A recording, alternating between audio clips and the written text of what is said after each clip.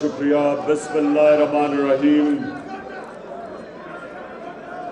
ایاک نعبد و ایاک نستعین. بس میں آج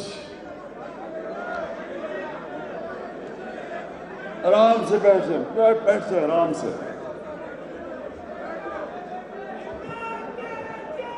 بس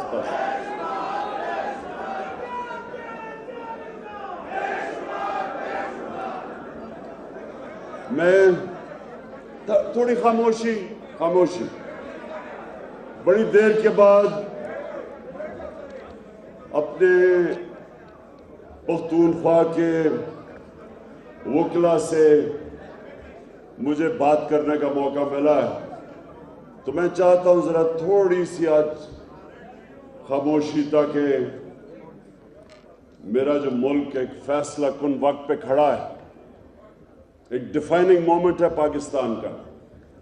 میں اس لیے چاہتا ہوں کہ آپ بڑے غور سے میری بات سنیں، کیونکہ آپ کا لیگل فٹرنیٹی کا، وکلا کا اور ہماری عدلیہ کا اس وقت اس ملک کو بچانے کے لیے بہت اہم رول ہے. اور اس لیے میں آج آپ کے پاس خاص طور پہ آیا، کیونکہ میں چاہتا ہوں کہ آپ نے سب کو، جو میں ابھی آپ کے سامنے باتیں کروں گا، آپ نے اس کو جہاد سمجھنا ہے، کیونکہ یہ جنگ ہے آپ کی، اس قوم کی حقیقی آزادی کی. ہم نے اس وقت صحیح معنی میں اس وقت کا مقابلہ نہ کیا جو ہمارے اوپر بیرونی سازش کے تحت جو ہمارے اوپر آ گیا ہے. تو میں آج آپ سب کو اور وکلا کو خاص طور پہ یہ کہنا چاہتا ہوں کہ ہماری آنے والی نسلیں ہمیں معاف نہیں کریں گی. اللہ ہمیں جج کرے گا کہ جس کو بھی جو اللہ دیتا ہے اسی کے اوپر آپ کا امتحان ہوگا. ایک غریب آدمی کا، ایک جو کہ صرف سارا دن کما کے اپنے بیوی بچوں کے پیٹ پالتا ہے، اس کا بڑا ہمارے مقابلے میں کم امتحان ہے. جتنا پیسے والا آدمی ہوتا ہے اس کا زیادہ امتحان ہے. اور اس ملک میں جج اور ہمارے وکلا کا، جدھر آج پاکستان کھڑا ہے، آپ کا بہت بڑا امتحان ہوگا. تو میں اس لیے آج آپ کے پاس آیا تھا کہ آپ کو پہلے تو آگاہ کروں. زیادہ تر آپ کو اندازہ ہے کہ کدھر پاکستان کھڑا ہے، لیکن میں صرف آپ کو شروع ادھر سے کرتا ہوں کہ میں نے 18 سال کی عمر میں انگلینڈ گیا کرکٹ کھیلنے کے لیے. پھر میں نے پڑھائی کی، پھر یونیورسٹی کی، اور پھر میں وہاں پروفیشنل کرکٹ کھیلتا تھا. گرمیاں ادھر گزارتا تھا، سردیاں پاکستان. تو میں نے ان کا سسٹم بڑے قریب سے دیکھا. اور ہمارا یہ جو سسٹم بنایا گیا ہے، جو ہم نے اپنا سسٹم انگریزوں سے اپنایا، جب ہم نے غلامی کی پاکستان میں تو 100 سال غلامی تھی، ہندوستان میں 200 سال غلامی تھی. تو وہ اپنا نظام چھوڑ کے چلے گئے. اس نظام کو میں نے بڑے قریب سے دیکھا. تو ان کا جو سسٹم ہے، یہ آپ نے بڑے میرے غور سے بات سنی. ان کا جو ڈیموکریٹک سسٹم ہے اور اس کو سپورٹ کرتا ہے ان کا جوڈیشل سسٹم، اس کی بنیاد ایک ہے، اور وہ ہے اخلاقیات، موریلٹی. جو ان کی جمہوریت ہے اس کی بنیاد رکھی ہوئی ہے موریلٹی کے اوپر. وہ ایک پارلیمنٹ کے پاس کوئی طاقت نہیں ہوتی، کوئی فوج نہیں ہوتی، ان کے پاس اخلاقیات ہوتی ہے. اور جب ایک ڈیموکریسی اپنی اخلاقیات کھو بیٹھتی ہے، تو ہم نے اپنے ماضی میں دیکھا کہ جیسی فوج ٹیک اوور کرتی تھی، ایک جمہوری حکومت کو ہٹاتی تھی، تو لوگ مٹھائیاں بانٹتے تھے، لوگ سیلیبریٹ کرتے تھے۔ کیوں کرتے تھے؟ کیونکہ جو ڈیموکریٹس تھے انہوں نے اپنی جو اخلاقیات چاہیے جمہوریت کے لیے وہ کھو بیٹھتے تھے، پیسے بنانے شروع ہو جاتے تھے۔ ساری حکومتیں جو پاکستان میں گئی ہیں وہ کرپشن پہ گئی ہیں۔ یہ پہلی دفعہ ہے کہ پاکستان کی ایک ڈیموکریٹک حکومت کو ہٹایا گیا ہے، کرپشن کے اوپر نہیں ہٹایا گیا۔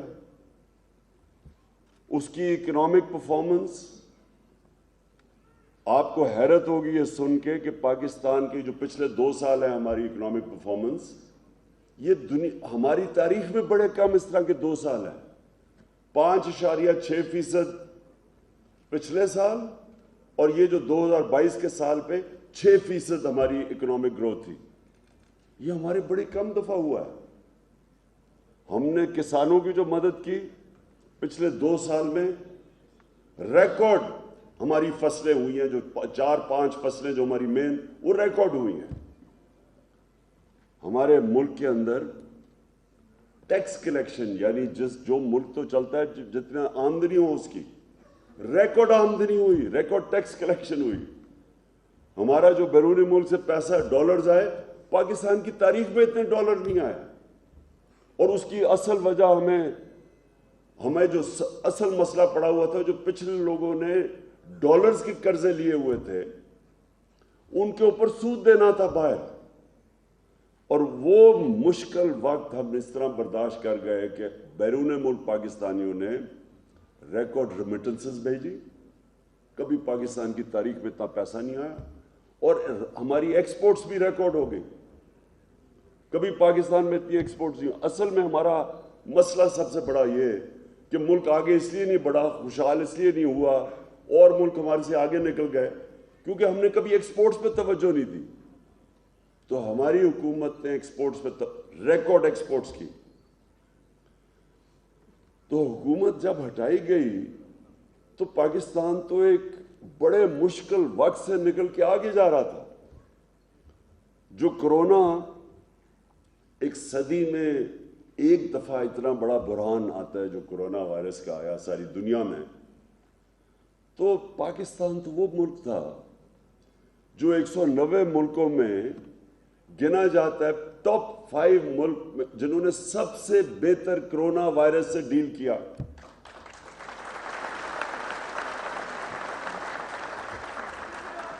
یہ ہم نہیں کہہ رہے، ایک منٹ ابھی نہیں، ہم نہیں یہ کہہ رہے، جو اکانومسٹ میگزین تھی اس نے جو ایویلیویشن کی اس میں اس نے پاکستان کو ٹاپ 5 ملکوں میں رکھا جنہوں نے اپنے لوگوں کو کرونا سے بھی بچایا، اپنی معیشت کو بھی بچا لیا، اور پھر اپنے غریب لوگوں کو بچایا۔ اور سارے بر صغیر میں کرونا کے بعد جس ملک میں سب سے زیادہ روزگار یا امپلائمنٹ تھی وہ پاکستان تھا۔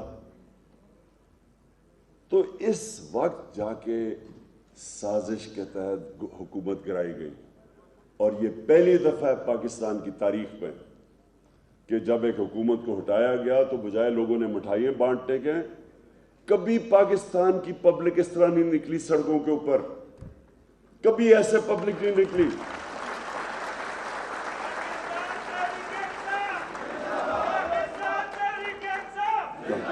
اور جو سازش کر رہے تھے، جتنے کھلاڑی وہ مل کے جو سازش کر کے حکومت کو گرایا، وہ خود دنگ رہ گئے، کیونکہ ان کو یہ بتایا گیا تھا کہ جناب یہاں تو مٹھائیاں بانٹی جائے گی۔ پبلک نکلی، عوام سڑکوں پہ نکلی، خود نکلی۔ تو میں آپ کے پاس اس لیے آج آیا ہوں کہ دیکھیں، ایک حکومت کے اوپر سازش ہوتی ہے، جو مراسلہ، جو سائفر، جو ہمارا امبیسڈر بھیجتا ہے واشنگٹن سے ہمیں، جس کے اندر واضح لکھا ہوا ہے کہ وہ امریکین ڈونلڈ لو، ان کا کوئی انڈر سیکرٹری یا اسٹیٹ، کچھ آفیشل دھمکی دیتا ہے کہ عمران خان کو اگر آپ نہیں ہٹاؤ گے تو پاکستان کو مشکلات کا سامنا کرنا پڑے گا.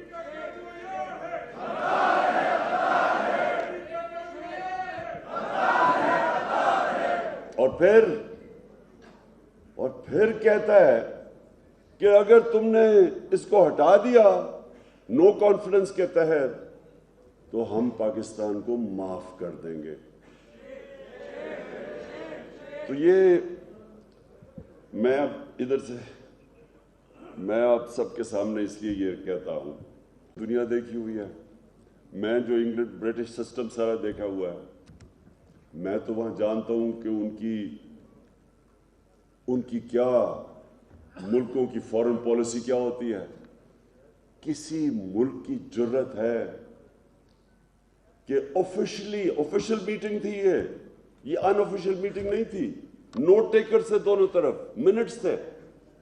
جو مراسلہ ہے وہ آفیشل میٹنگ کا ہے.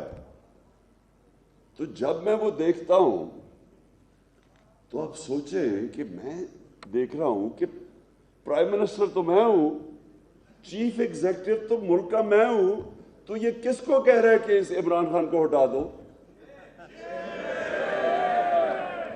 تو بہرحال میں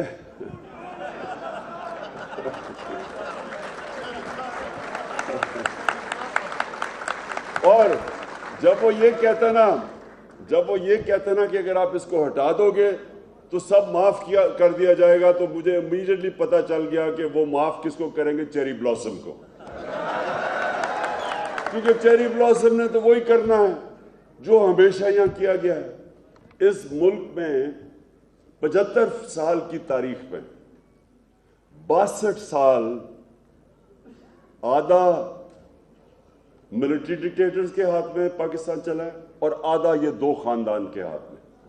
62 سال، ہمارا صرف 3.5 سال تھے. تو 3.5 سال میں ان کو کیا مسئلہ بنا؟ ان کا مسئلہ یہ بنا کہ میں نے ان کو کہا تھا کہ ہم دوستی سب سے کریں گے، ہم امن میں آپ کے ساتھ ہمیشہ ہوں گے، لیکن ہم کبھی جنگ میں آپ کا ساتھ نہیں دیں گے. اور وہ کیوں؟ کیونکہ آپ کو پختونخوا کو سب سے زیادہ پتہ ہے کہ جب ہم نے امریکنوں کی جنگ میں شرکت کر کے اور سب سے زیادہ جو تباہی ہوئی وہ پختونخوا اور خاص طور پہ قبائلی علاقے میں ہوئی، آپ نے سب سے زیادہ اس کا بوجھ برداشت کیا. پشاور کے اندر لوگ اسلام آباد جا رہے تھے، یا ایک ہی بزنس چل رہی تھی کہ لوگوں کو اغوا کر کے پیسے بنانا. آپ کو سب کو پتہ ہے کہ کیا ہو رہا تھا، بم دھماکے، سوسائڈ اٹیکس. تو کیا وجہ تھی؟ کیوں ہم اس میں شامل ہوئے؟ میں بار بار یہ پوچھتا رہا کہ یہ ہماری جنگ نہیں تھی. 9/11 سے ہمارا کیا تعلق تھا؟ لیکن دھمکی آئی، تب بھی جنرل مشرف کو دھمکی آئی وہاں سے.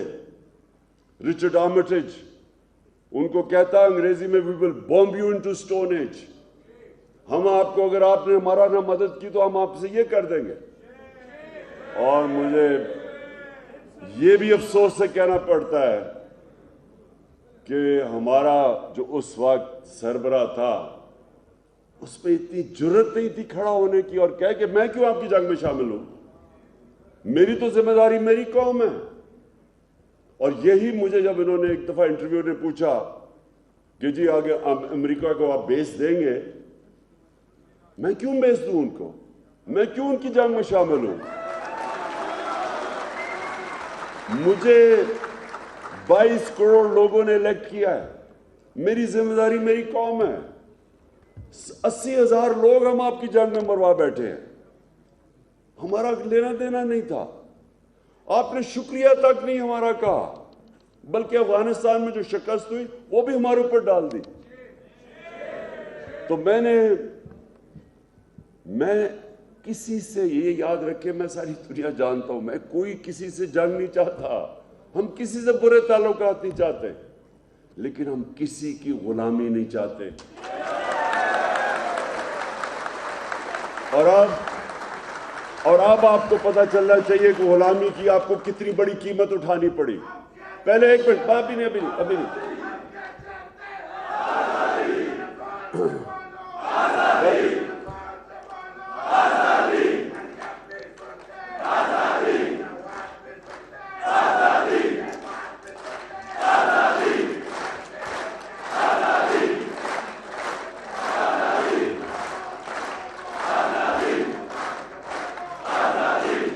انشاءاللہ اب میں نے آپ نے میری اب بات سننی ہے، میں اب آپ کو کیا کہنے کی کوشش کروں گا. دیکھیں، ہمارے ساتھ ہندوستان آزاد ہوا، ہمارے ساتھ ہی آزاد ہوا. اب میں آپ کو فرق بتاتا ہوں کہ غلام فورن پالیسی اور آزاد فورن پالیسی میں کیا فرق ہوتا ہے. ہندوستان نے کبھی کسی کی جنگ میں شرکت نہیں کی، وہ بھی امریکہ کے ساتھ دوستی ہے اس کی. امریکہ نے ہندوستان کو اسٹریٹجک الائے بنایا ہوا ہے، لیکن وہ کبھی اجازت دیں گے کہ امریکہ جا کے ہندوستان میں کسی کے اوپر ڈرون اٹیک کرے؟ 400 ڈرون اٹیک کیے انہوں نے. یہ دونوں خاندان جب اقتدار میں تھے، شریف اور زرداری، 400 ڈرون اٹیک کیے. یہاں آپ جانتے ہیں، آپ کو تو یہاں پشاور میں لوگ کیونکہ ان کے رشتہ داری ہیں قبائلی علاقے میں، پوچھیں ان بیچاروں کے اوپر کیا گزری. ڈرون اٹیک جب اوپر سے 7000 میل دور سے وہ جا کے بٹن دباتا تھا، کمپیوٹر گیم کھیلتا تھا، یہاں کوئی مرتے تھے لوگ، گاؤں کے اوپر بم کر رہے ہیں اور ابھی پتہ ہی بھی نہیں ہے. اور یہاں سے آ جاتا تھا جی اتنے فورن ملٹنٹ مر گئے. کسی نے کوئی تحقیقات ہی نہیں کی، کسی نے کبھی چیک کیا. وہ جب ڈرون اٹیک میں نے تو تصویریں دیکھی ہوئی ہیں، گوشت کے ٹکڑے دیواروں پہ لگے ہوئے ہوتے تھے، پتہ کیسے چلا کون مرا نیچے. گاؤں کے اوپر اٹیک کر رہے ہیں، شادیوں پہ اٹیک کر رہے ہیں، جنازوں پہ اٹیک کر رہے ہیں. ایک بجوڑ کے مدرسے میں اٹیک کیا، 62 بچے مر گئے وہاں.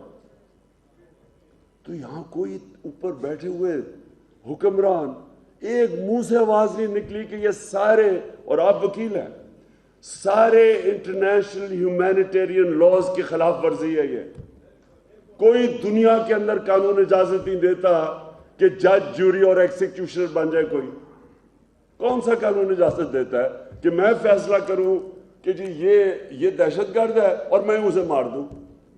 میں نے کئی دفعہ بولا، میں نے کہا مجھے یہ بتاؤ، ہمارا سب سے بڑا دہشت گرد جس نے ہزاروں لوگوں کو قتل کروایا ہے وہ الطاف حسین لندن میں بیٹھا ہے، اگر ہم اس کے اوپر ڈرون اٹیک مار دیں تو اجازت دو گے ہمیں؟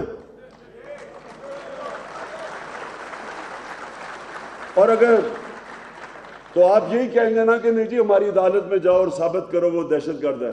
تو میں کہا وہ انگریزی کا فریز ہے کہ are we children of a lesser God؟ کیا ہم کوئی وہ ہیں جو کہ آپ سے کم ہیں، یا ہم کوئی آپ کے غلام ہیں؟ ہم کیا ہیں؟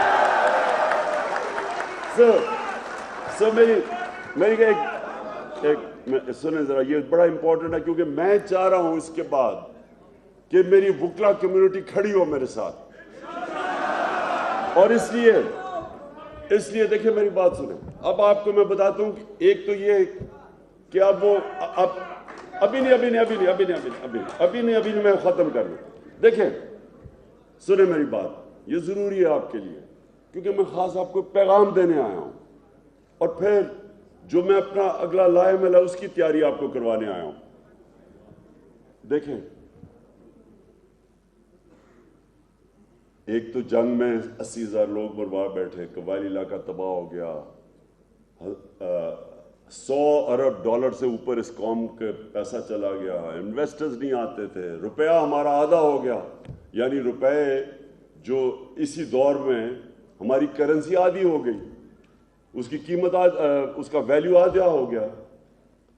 کسی نے ہمیں شکریہ نہیں کیا کیونکہ اوپر غلام بیٹھے ہوئے تھے، وہ پہلے گرے ہوئے تھے پیروں میں. کسی نے پروٹیسٹ نہیں کیا. میں اکیلا، آپ کو یاد ہوگا میں نے دھرنے دیے، میں نے نیٹو کا سپلائی بلاک کیا ڈرونز کے اوپر، میں نے وزیرستان مارچ کی. ایک دفعہ ان دونوں غلاموں سے، یہ جو پیسے کے غلام ہیں، انہوں نے ایک دفعہ اس کے خلاف بات نہیں کی. اسی لیے ان کو پھر سے لے کے آئے ہیں کیونکہ انہوں نے ہر بات ان کی ماننی ہے. اب میں روس گیا, وہاں جا کے ہم میں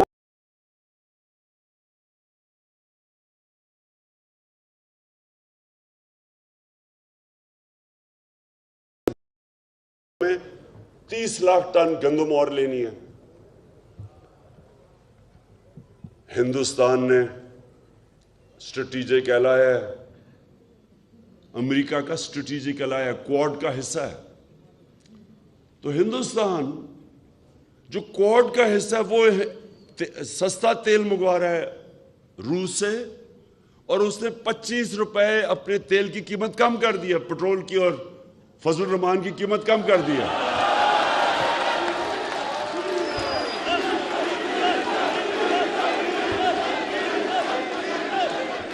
اور ہم نے 30 روپے ڈیزل اور فضل کی قیمت اوپر کر دی ہے.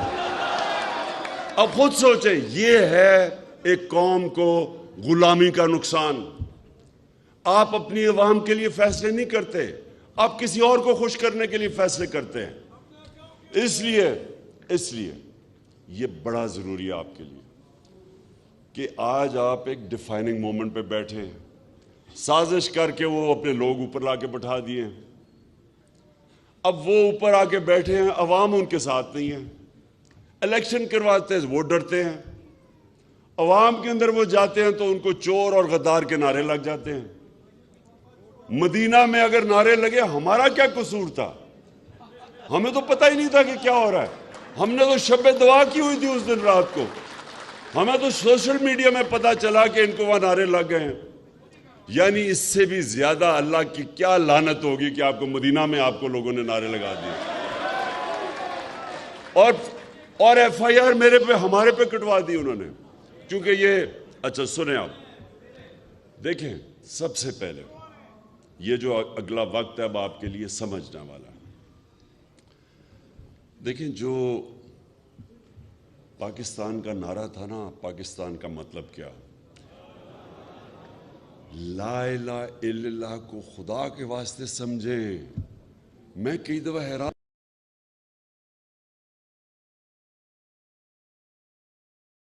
اور پھر جا کے کبھی پیسے کے بت کی پوجا کرتے ہیں. اور جو سب سے خوفناک بت ہے وہ ہے ہی خوف کا بت. جب آپ ڈر جاتے ہیں, آپ کسی وجہ سے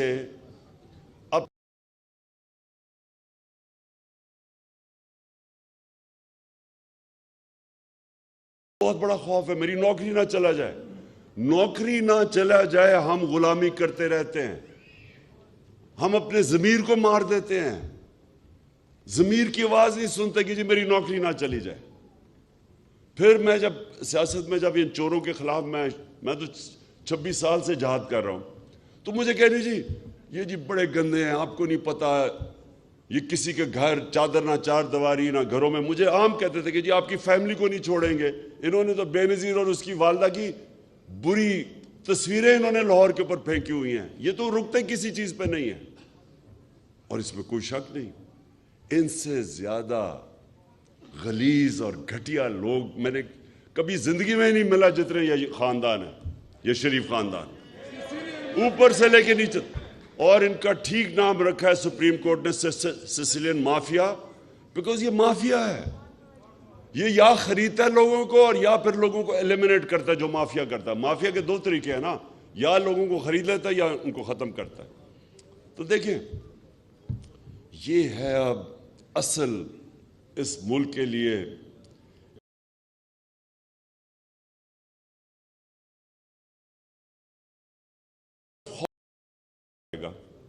خوف سے آپ کو غلام بنائے گا.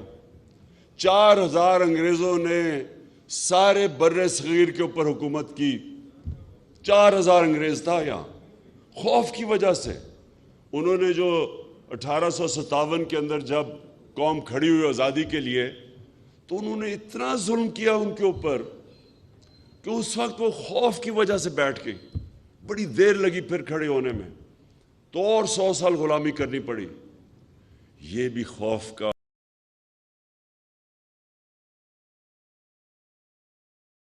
شارٹس ہیں. لوگوں کے آپ دیکھ رہے ہیں، میں نے آپ کے ساتھ وکلا کے ساتھ میں نے مشرف کے جو وکلا تحریک جو آزاد عدلیہ کی تحریک تھی اس میں نے شرکت کی پوری. مجھے جیل میں بھی ڈالا گیا 8 دن. میں آپ کو یقین سے کہتا ہوں کہ کسی وہ قریب بھی نہیں آتی جو بربریت انہوں نے کی ہے، جو ظلم انہوں نے کیا ہے. مشرف کی ڈکٹیٹرشپ میں جب وہ تحریک چل رہی تھی میں نے نہیں یہ دیکھا.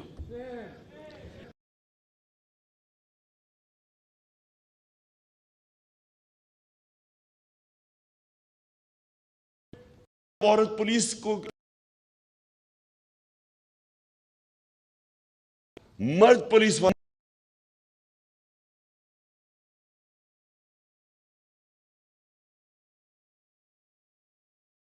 کہ کوئی تو انہوں نے لوگوں کو مارا، ٹیئر گیس شیلنگ کی. انہوں نے 35,000 ٹیئر گیس شیلز استعمال کیے. ان میں ایسے شیلز تھے اور ہمارے پاس ہیں وہ شیل جو کبھی بھی آپ نہیں استعمال کرتے اپنے شہریوں کے اوپر، وہ دہشت گردوں کے اوپر استعمال ہوتے ہیں. انہوں نے وہ شیل استعمال کیے. تو میں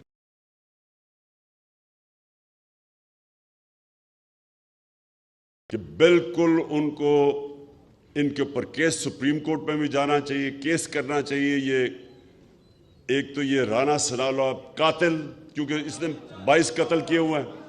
دوسرا یہ چیری بلاسم ہے. اور جتنا ایک اور چیز سن لیں، جتنا بزدل آدمی ہوتا ہے اتنا ہی ظالم ہوتا ہے. یہ میری زندگی کا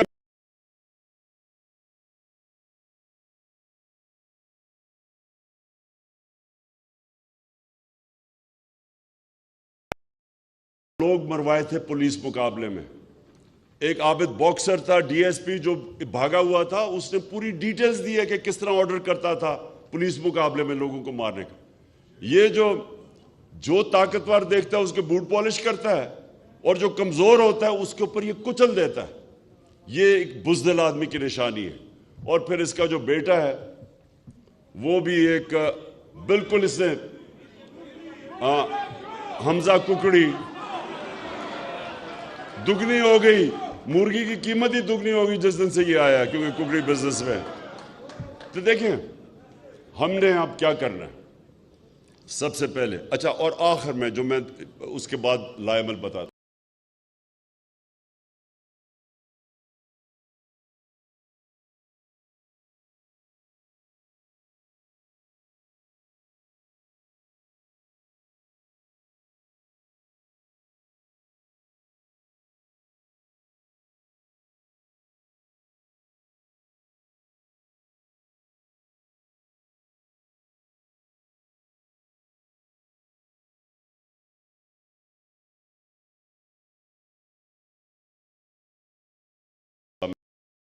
قانون کے اوپر کوئی نہیں ہے. اب یہ جو آپ ذہن میں ڈال لیں کہ جب تک رول آف لا نہیں ہے ایک ملک آگے نہیں بڑھ سکتا.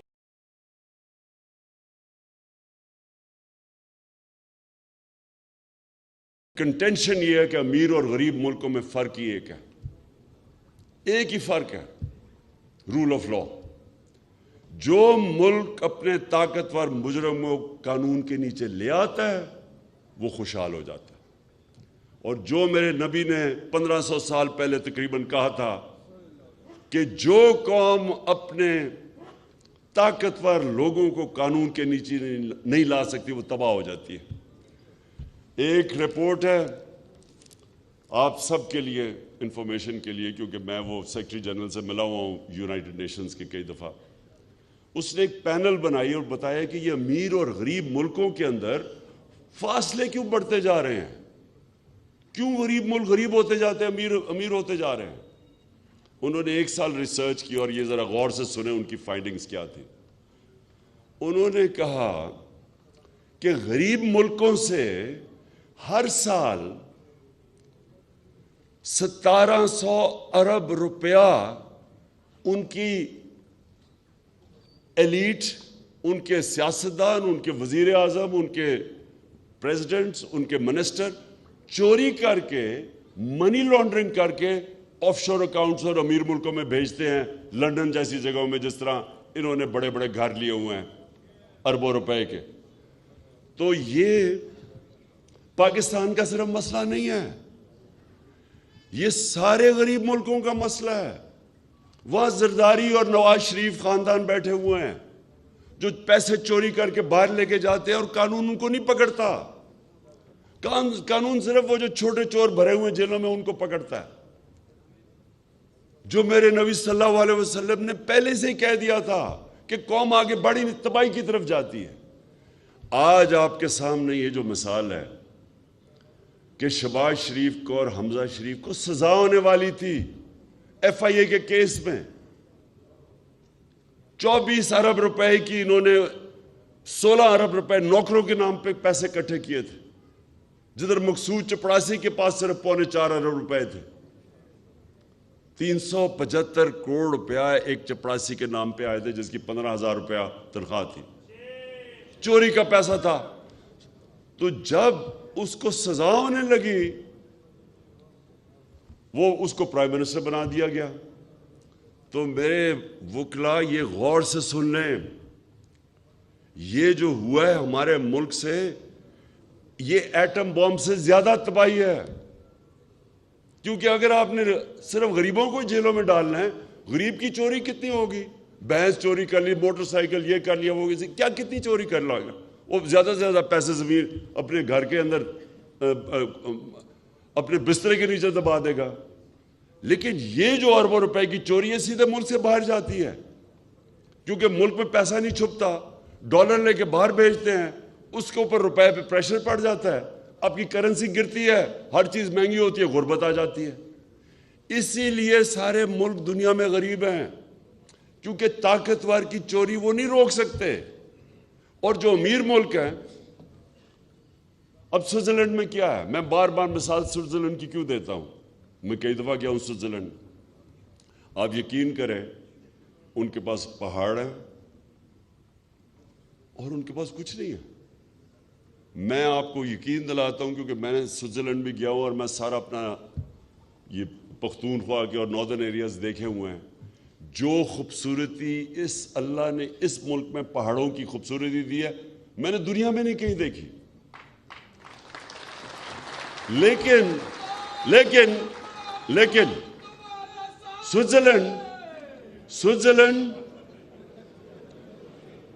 سوئٹزرلینڈ کے اندر 99.9% رول آف لا ہے۔ جو رول آف لا انڈیکس ہے، یعنی کہ قانون کی بالادستی، وہ 99.9% ہے۔ اور آپ مسلمان ملکوں کا دکھائیں جو کہ ہم ہیں اس عظیم نبی صلی اللہ علیہ وسلم کی امت، جن کا حکم ہے رول آف لا قائم کرو، مسلمان ملکوں کا 20% سے بھی کم ہے رول آف۔ اور یہ جو کرنے جا رہے ہیں آپ، یہ جو چور اوپر بٹھا دیے ہیں، یہ رول آف لا کی دھجیاں اڑیں گی۔ اب پہلے آتے ساتھ ہی ایف آئی کے وہ آفیسرز کو ریموو کیا۔ آج میں وہ پروسیکیوٹر، وہ ایک ٹی وی چینل پہ انٹرویو آ رہا ہے اس کا، جو ذوالقرنین پروسیکیوٹر تھا ایف آئی اے کا، اس نے کہا مجھے روکا گیا۔ ابھی ہماری حکومت تھی، سوچیں حکومت میری ہے اور پروسیکیوٹر کو روکا گیا شہباز شریف کے کیسز کے اوپر۔ اس نے انٹرویو دیا، ابھی کس نے روکا اسے؟ میں چیف ایگزیکٹو تھا، یہ روک کون رہا تھا اس کو؟ اس کو روکا گیا، ان کے اوپر کیس نہیں کرنے دیے، ان کو بچایا گیا اور پھر ان کو اوپر مسلط کیا۔ اور اس نے اوپر آ کے کیا کیا؟ سب سے پہلے ایف آئی اے کا صفایا کیا، جو لوگ انویسٹیگیٹ کر رہے تھے ان کو فارغ کر دیا۔ وہ جو ڈاکٹر رضوان ہے اس نے اس کا بھی مینشن کیا، اس کے اوپر پریشر ڈالا۔ دوسرے بیچارہ جو انویسٹیگیٹر تھا، میرے خیال میں اس کا نام اصغر تھا، اس کو ہارٹ اٹیک ہو گیا۔ تو پہلے تو یہ سمجھ جائیں کہ یہ لوگ اگر اوپر بیٹھ گئے تو اس ملک کی اصل تباہی ہے، کیونکہ رول آف لا ختم ہو جائے گا۔ اور میں اس لیے اپنے وکلا آپ کو اور اپنی عدلیہ کو کہنا چاہتا ہوں کہ آپ کو تاریخ معاف نہیں کرے گی اس وقت۔ آپ کیونکہ آپ کا کام ہے رول آف لا، آپ نے اس کو اپہولڈ کرنا ہے. یہ ملک معاف نہیں کرے گا, آپ کے بچے آپ کو معاف نہیں کریں گے اگر آپ نے آج سٹینڈ نہ لیا. اور سٹینڈ سب سے پہلے ہمارے سپریم کورٹ کو لینا ہے. اور مجھے خوشی ہے کہ انہوں نے بلا لیا ان کے کیسز, شریفوں کے کیسز اب سپریم کورٹ خود مانیٹر کرے, مانیٹرنگ جج بنائے. اور اگر ہم نے یہ نہ کیا تو میری ایک بڑی عاجزی سے میں ایک ریکویسٹ کر رہا ہوں کہ پھر پاکستان کی جیل کھول دیں. وہ بیچارے غریب لوگوں کا کیا قصور ہے, چھوٹی چھوٹی چوریاں ان کو باہر چھوڑ دے, باہر جیل کھول دے پاکستان. اگر ان چوروں کو, ڈاکوؤں کو نہیں پکڑنا تو وہ بیچارے, ان کے تو ایک گھر والا کمانے والا اگر وہ چوری کر کے بھی کما رہا ہے, وہ گیا تو پیچھے تو رہتا کچھ نہیں ہے, وہ رول جاتی ہے فیملی. تو یہ جو اتنے بڑے بڑے مگرمچھوں کو اگر آپ نے نہیں پکڑنا تو خدا کے واسطے ظلم نہ کریں, کیونکہ حضرت علی رضی اللہ تعالیٰ کا قول ہے کہ کفر کا نظام چل جائے گا لیکن ظلم ناانصافی کا نظام نہیں چل سکتا. یہ نظام نہیں چل سکتا. اس لیے میں آپ کو بتاؤں کہ میں اب پہلے تو اپنے سپریم کورٹ کے پاس ہم نے انشاءاللہ کل ہمارا کیس لگے گا وہاں, اور ہم ان سے سپریم کورٹ سے اب رولنگ لے رہے ہیں کہ بتائیں کہ ہمارا ڈیموکریٹک رائٹ ہے یا نہیں پرامن احتجاج کا. ہمارا کیا ہم اس ملک میں اگر یہ ڈیموکریسی ہے اور ابھی آرٹیکل 14-15 کانسٹیٹیوشن کے کوڈ کیے گئے ہیں, right to assembly, right to movement, اور کس بیسس کے اوپر انہوں نے ہمیں روکا تھا, کیسے روک سکتے ہیں پختونخوا کے چیف منسٹر کو اور گلگت بلتستان کے چیف منسٹر کو کیسے روک سکتے ہیں؟ کس قانون کے تحت انہوں نے روکا؟ ہاں, یا تو ہماری کوئی تاریخ ہو انتشار کی, ہم نے تو 126 دن کا دھرنا دیا, ساری دنیا کے سامنے دیا ہے. اور میں اس دن, جس دن ہم وہاں پہنچے ہیں ڈی چوک, میں نے اس دن صرف اس لیے دھرنا نہیں دیا, رکا نہیں میں وہاں, صرف ایک وجہ سے, کیونکہ جس طرح کی انہوں نے بربریت اور جس طرح کی شیلنگ کی, جو لوگوں کو غصہ تھا اس وقت, مجھے خوف یہ تھا کہ یہ اب انتشار کی طرف جائے گا. انہوں نے وہاں لڑائی ہونی ہے, وہاں خون ہونا ہے, لوگوں نے مرنا ہے, پولیس کے خلاف مزید نفرت بڑھے گی, پولیس کے خلاف اور جو انہوں نے پنجاب پولیس سے کروایا اس کے خلاف نفرت بڑھے گی, فوج کے خلاف کیونکہ رینجرز نے بھی وہاں شیلنگ کی تھی. میں اپنے ملک کو یہ نہیں چاہتا تھا کہ تقسیم ہو, انتشار ہو, بٹے, دشمنوں کا فائدہ ہو.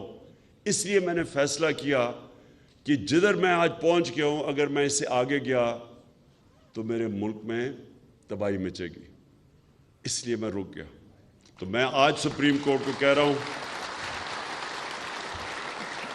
کہ ہمیں رولنگ دیں, آپ ہمیں رولنگ دیں کہ ہمیں بتائیں کہ اس ملک میں کس بیسس پہ پہلے ہمیں روکا گیا اور جو انتشار کیا گیا, اور آگے کیونکہ میں نے ڈیٹ دینی ہے لوگوں کو کہ آگے جب ہم آئیں گے تو ہمیں بتائیں کہ کیا سپریم کورٹ الاؤ کرے گا اس طرح کی ان ڈیموکریٹک, بلکہ ڈکٹیٹرشپ میں بھی اتنا ظلم نہیں ہوا. اگر سپریم کورٹ ہمیں پروٹیکشن دیتا ہے تو وہ ایک ہماری اسٹریٹجی ہے. اگر وہ نہیں پروٹیکشن دیتا, پھر میں آج آپ سب کے سامنے کھڑا ہو کے یہ کہہ رہا ہوں کہ پھر میری دوسری اسٹریٹجی ہوگی, اور وہ اسٹریٹجی ہوگی پھر کہ جو بھی یہ رکاوٹیں پیدا کریں گے ہم پھر پلان کر کے جائیں گے. ابھی تیاری ہم نے کی نہیں تھی اس باری تو ہم نے تیاری نہیں کی تھی. ہمیں تو سپریم کورٹ کی کوئی 12 بجے کے اوپر ایک ججمنٹ آئی کہ جی راستے کھل گئے ہیں, چھوڑ دو سب کو. ہم تو اس لیے ہم بالکل یعنی نہاتے کا ورڈ غلط ہے, یعنی ہم بالکل انپریپیئرڈ جا کے پھنس گئے. اور جو انہوں نے عورتوں سب سے کیا, اس بار ہم تیاری کر کے جائیں گے. لیکن میں آج یہ کھڑا ہو کے کہہ دوں کہ یہ میرے لیے جہاد ہے. میں کسی صورت ان چوروں کی اور امپورٹڈ حکومت کسی صورت اسے قبول نہیں کروں گا. میں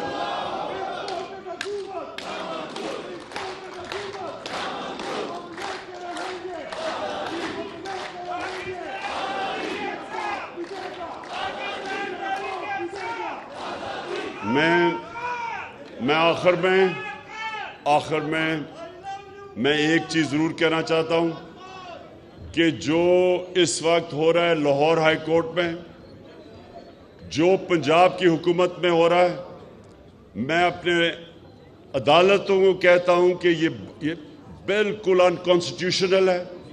بچانے کی کوشش کی جا رہی ہے ایک چیف منسٹر کو جو میجورٹی کھو بیٹھا ہے جب وہ ڈسکوالیفائی ہوا تھا، اور الیکشن کمیشن کو. یہ ساری قوم آپ کی طرف دیکھ رہی ہے. لوگ انصاف چاہتے ہیں. لوگ چاہتے ہیں کہ پنجاب کے اندر یہ جو آپ نے یہ حمزہ ککڑی کو بٹھایا ہوا ہے اس کو ہٹایا جائے، رولنگ دیں، ڈسکوالیفائی کریں، اور ایک ہی طریقہ اس ملک کو اس بحران سے نکالنے کا فری اینڈ فیئر الیکشنز کروائیں. پاکستان زندہ باد.